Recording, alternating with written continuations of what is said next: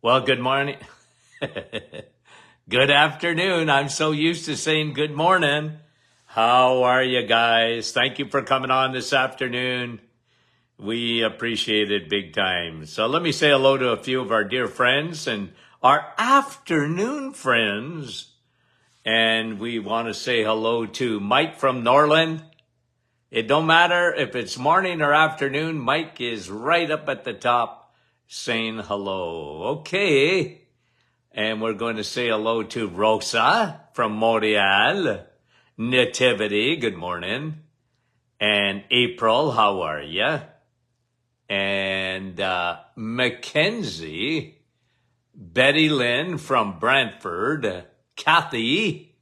If you're new on today, would you just sort of let me know that? Fran from Orangeville, Sandra, Aurelia, Donna from Bell Valley, and Barbara from Thetford, Donna from Park Hill, Georgie, Halifax, Nova Scotia, Denise, hello, Yolande, bonjour, Carol, New Brunswick, and Nick from our staff, good afternoon, Nick, and Sonura, and Larry from Huntsville.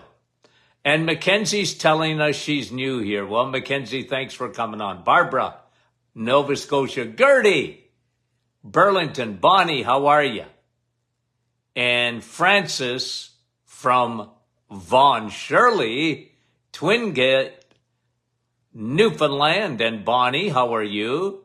Denise, North Bay. Len and Judy, Edmonton, Alberta. Has it warmed up out there? Sue, how are you? Gwen, good afternoon. And Catherine, Springdale, Newfoundland. Wendy, how are you? From Markham. Rain Cloud, how are you? From Michigan. Barbara, good afternoon. And Vince and Milika from Stouffville. Karen, Abbotsford, British Columbia. Brenda from Sudbury. Never heard of it. Where is Sudbury, by the way? Bruno. And Debbie, hello. Couple more and let's get going. Margaret, hello from Saskatchewan. Teresa, Peace River, Alberta. April, how are you? Anna and Carol from Newfoundland. So we go, guys, coast to coast. Sylvie, North Bay. Nancy, Gore's Landing. And Brenda, hello. Patricia, Calendar, and Marianne, how are you? And Shelley, good to have you on. There's Doc McEwen from West Tennessee. Hello, Doc, how are you? And Priscilla and Charles in southern Idaho, and it's starting to warm up a little bit. Terry, Wanda, hello, hello, hello. Joanne, nice to have you on. And let's do a little wee bit in the first half here. Let's do a little follow-up to what we talked about yesterday, and that is muscle, okay? And again, it really is becoming a vital sign, your muscle. And I can't emphasize enough the newest research coming down the pipe on the importance metabolically of your muscles is, it blows me away, guys. It really blows me away. A thing that you can help. You know, we talked about metabolic syndrome and we did a whole webinar on it. And we talked about, obviously, you have to start in the kitchen. You start with food for sure, okay? You can't out-muscle a bad diet. You can't out-supplement a bad diet. You can't out-medicate a bad diet. You just can't. And it's amazing to me that we're still at a point in history of mankind that the vast majority of physicians know nothing about nutrition or very little. Isn't that incredible? That we're at this day and age, that in medical school, even today, they get less than an hour of nutrition. They wouldn't know a macro if it slapped them. The difference between protein, fat, and carbohydrates, all they know is moderation, and protein is hard on your kidneys, and it's just the opposite. People that know nothing about nutrition will tell you that protein is hard on your kidneys. I hear it every day, 7 days a week. If you have any kind of kidney trouble, well, you better cut back on your protein and red meat. It's the opposite. You never got kidney trouble because you were eating too much protein. I haven't met the person yet, and I've been around a long time. Not one. I've never seen a case of it. Oh, I know why you got bad kidneys. I know why you need dialysis. You know the people that needed dialysis? They were diabetic. And the problem was, in a diabetic, is they don't eat enough meat. They eat way too many carbs. I haven't met a diabetic that was a big meat eater. They were eating junk and sugar. 100%. No exceptions. I was a good eater and I became a diabetic. Nah, that don't happen. Because diabetes, like we explained the other night, is an allergy to carbohydrates. Okay? So, I don't know how I got off on this tangent. I was talking about muscle.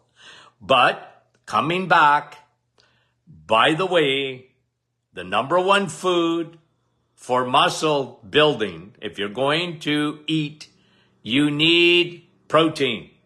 And again, usually, and again, I'm going to make a blanket statement, there's exceptions. Women are the worst for eating protein. They never get enough. They're scared of it. They're scared of eggs. Too many. They count calories. And they're not thinking of their protein intake. They need protein and fat. The way God put food together. Think of what an egg is. Think of what meat is. Think of what cheese is, that dairy. It's a combination of fat and protein. The worst combination is sugar and fat, carbs and fat. And we see that in the middle aisles of your grocery store. And the worst fat on the planet is the hydrogenated oils, the oils from canola, you know, my hateful eight. Canola, safflower, and rice bran, and soy oil, and this stuff belongs in your car, my friend, and not in your body, because it is so pro-obesity and inflammation. Inflammation. The worst thing, think of donut. What is a donut comprised of? Carbs and fat. Like, that's the worst thing, okay? You want to fatten up a mouse? You give him a donut. It's called rat chow. Okay, now, muscle. Okay, let me just repeat from yesterday, and I'll make a couple of points, and I promise to move on. Muscle is the most metabolically active tissue that we can have. I mean, that's mind-blowing. The more muscle you build, the better your metabolic health will be. That's a statement that I wrote in our new book, Sun, Steak, and Steel. And can I ask you a question? Why don't you have a copy of that book? I know most of you do, okay? Now, so one of the things, let me just read another quote on muscle because I didn't get it in yesterday. This is the Cancer Journal for Physicians. An exercise prescription to build muscle could lower the risk of developing breast, colon, endometrial, kidney, bladder, esophageal, and stomach cancer, according to the Cancer Journal for Physicians. An exercise prescription. You know what they're saying to the physicians? Would you please tell your patients to exercise? And the best exercise, okay, there's good, better, best. The best is muscle building. And we spent a lot of time working on that yesterday.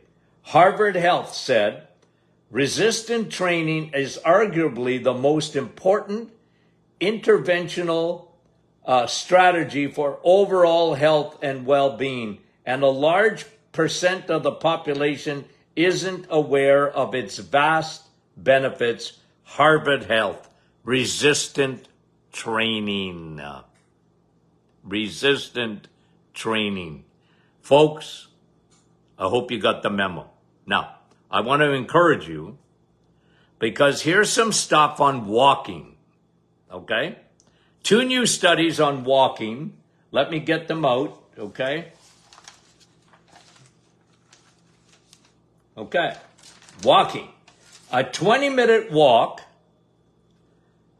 is enough a day. 20 minutes is enough. This is a new study out of the British Journal of Sports Medicine. A 20 minutes of walking a day is enough to counteract the negative health effects of sitting all day. Now, that's one of the problems. If you go 100 years, go back 100 years, you don't have to go that far back, but let's say you did. The world has changed, and one of the things that really has changed in the world is that we are a population, especially in North America, of sitters. Not babysitters, but we sit a lot, okay? Now, I got to admit, I was part of that, because even in my practice, I sat a lot. I saw a lot of patients, but I wasn't going to stand up and talk to them like they were down there. You know, they were sitting, I was sitting most of the day. And I knew it wasn't the best thing for me, but it was my job, okay? So I sat most of the day. But what this study is saying, that 20 minutes of walking can undo the side effects of sitting all day. Isn't that good news? Aren't you happy about that?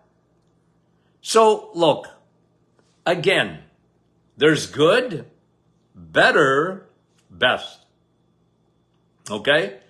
So, good is walking.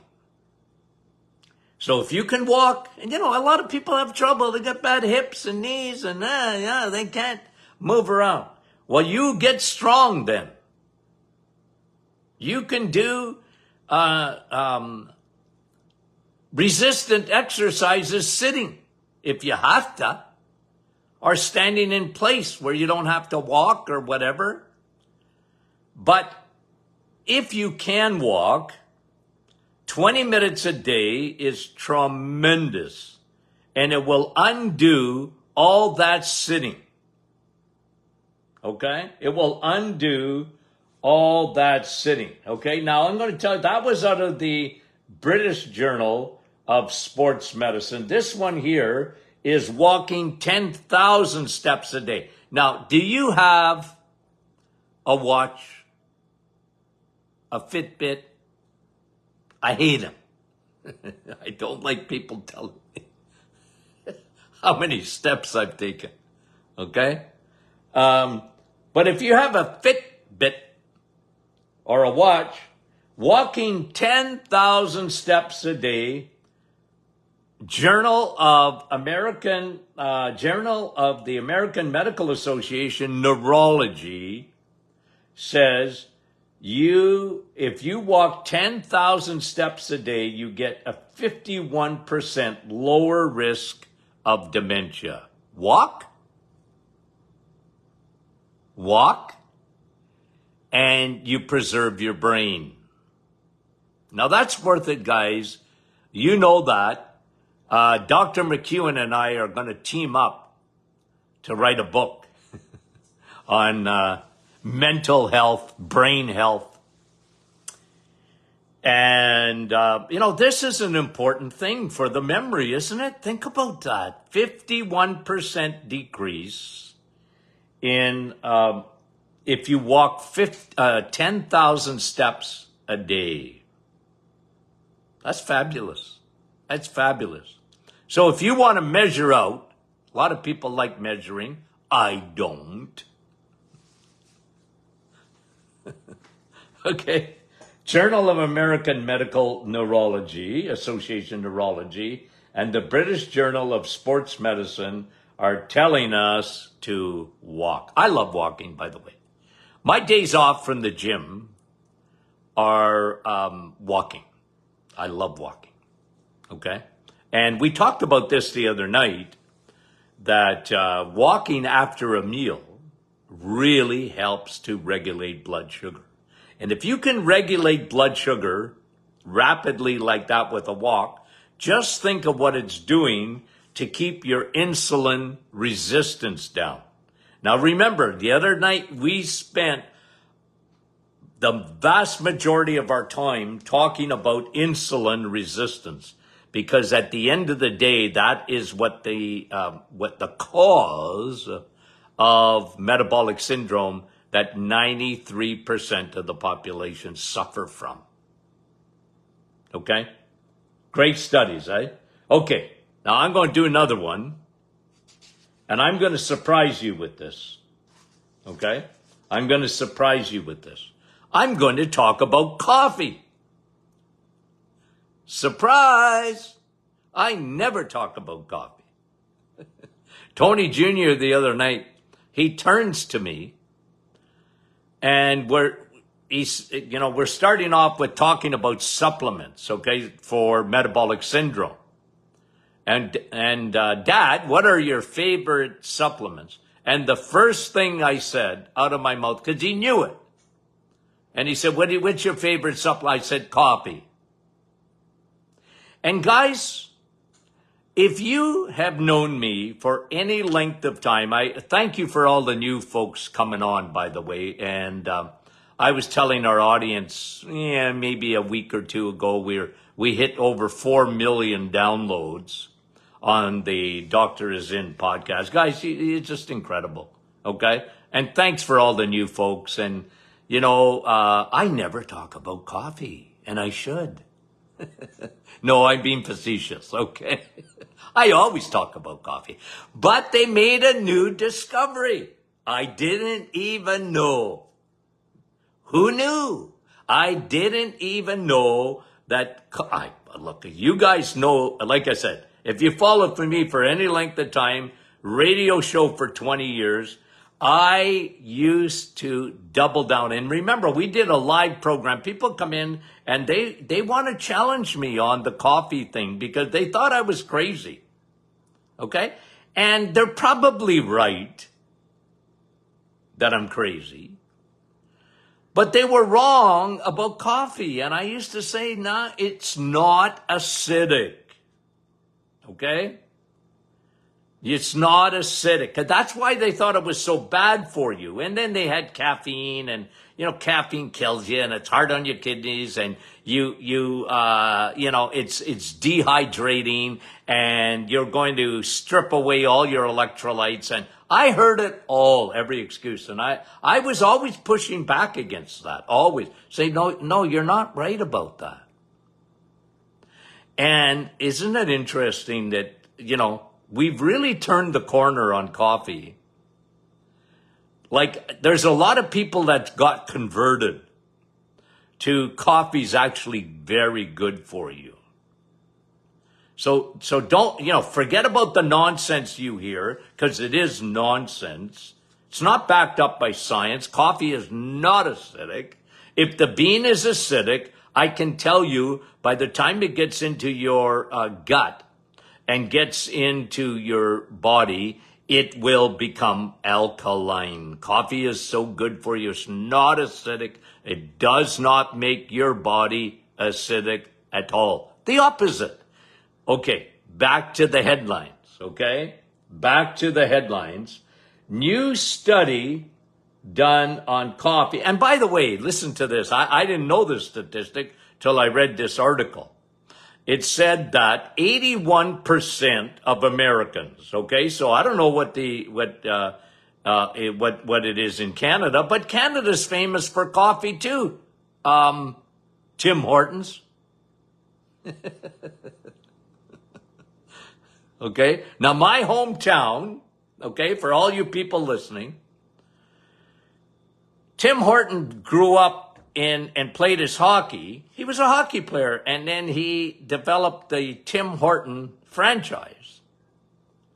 He was a hockey player that lived about 60 miles north of where I grew up, okay? And I practiced for many years, Tim Horton. Now, why did I tell you that? I don't know. I just wanted to tell you that. But Canada's famous for coffee. You know, you think Dunkin' Donuts? You think Starbucks? In Canada, we think Tim Hortons. Okay? Now, okay? New study.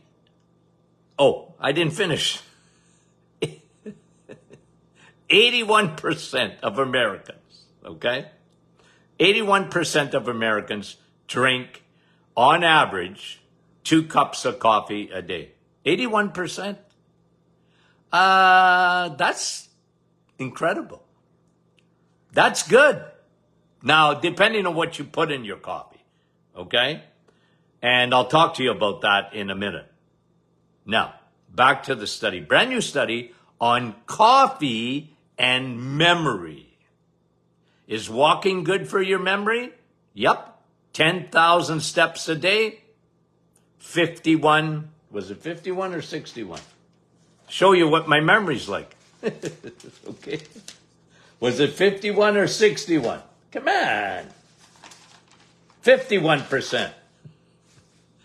51% decrease in dementia. Walking. Walk and coffee. Okay. Now this article goes on to say about coffee, and I love it. Okay. It goes on to say 81% of Americans drink at least 2 cups of coffee a day. And that's a good thing. New compound that they found in coffee. Now, what have I been telling you guys? There are over 1,000 phytonutrients in coffee. Okay? 1,000. And that's why I call it the real vitamin C. Vitamin C, ascorbic acid, doesn't measure up to a cup of coffee. Isn't that good news? Think about that for a minute, especially if you love coffee. Think about that, because people have been, coffee, don't drink too much, it's going to kill you. It'll put you in the grave. No, it won't. It'll keep you out of the grave. And coffee is good. And here's another study to prove it. It says in this study that they found a compound in coffee. It's a form of niacin. Niacin is what vitamin? Somebody tell me what vitamin niacin is. Okay? You guys are the smartest guys. You guys are the smartest guys on the planet. So what niacin is a vitamin, right? Which one? CJ, B1. Close. Lisette, you got it. B3. Okay? Niacin is B3. Okay? And guys, what have I always told you about the B complexes? Eat steak, eat eggs, meat, and cheese. You get all the B vitamins, all of them, including B3 niacin. All of them. You get all of them. But coffee delivers. Okay. Coffee delivers a new compound, which is a form of niacin, B3, they just discovered. It's called trigonelline, trigonelline.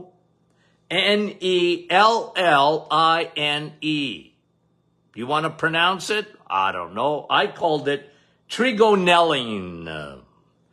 Vitamin B3 niacin. I knew it had B3, but I didn't know it had trigonelline, or whatever I just said. Okay? A unique form of B3, and they've shown when you consume coffee, you're getting a B3 vitamin, the specialized form of it, that helps your brain. And one of the best things it does, it keeps your inflammation down in your brain, neuroinflammation. Now, guys, you know this, but it's worth repeating. Inflammation is not Houdini. When you hear that inflammation is at the root of all disease, it's not. It's involved, but it's not the root cause, because inflammation just doesn't appear out of nowhere. There's a reason for it. One of the biggest reasons for inflammation, silent, destructive, it destroys your blood vessels, it destroys tissue. In the brain, it destroys your mitochondria. It destroys your battery packs in your brain. It really disrupts the energy and the neurons and all of the neurotransmitters, the grid up here. And coffee, because of this one, I mean, there's a lot of other reasons. Coffee is very anti-inflammatory of the brain because of its form of niacin called trigonelline. Who knew? I love coffee.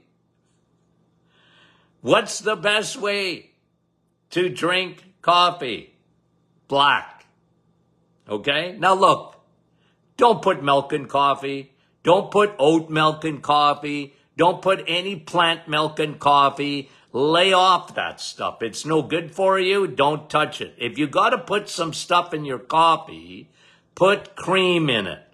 And this is what I've always told my patients over the years, because unlike Dr. McEwen, I don't have a degree in psychology. I took enough psychology in university just to be dangerous. But here's what I understood, okay? In human psychology and human behavior, it takes 3 weeks to form a habit. And I used to tell my patients, suck it up, buttercup, because I want you to cut out your sugar from your coffee. Oh, Dr. Martin, how can I drink coffee without sugar? Well, you'll get used to it. You'll get used to it. Suck it up, buttercup. You're going to form a habit in 3 weeks. And then you won't even, you're going to lose that sweet taste. And I used to promise my patients, you'll give me a high five if you just trust me for 3 weeks. You'll find it too sweet to put any sugar in coffee. Don't put sugar in coffee and then negate the benefits of it. You're negating the benefits of it.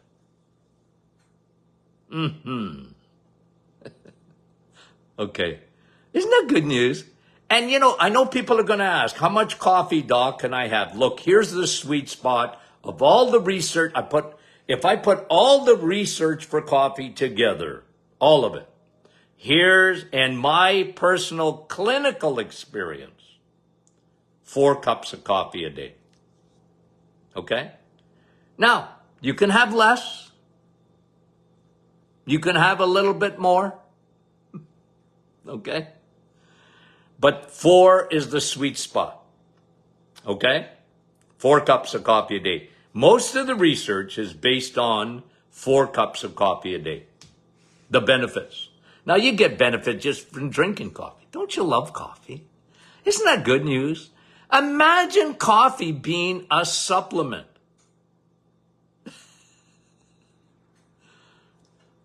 Ooh, don't let the Canadian government get a hold of it. Maybe they're going to you'll need a prescription to drink it. Ooh.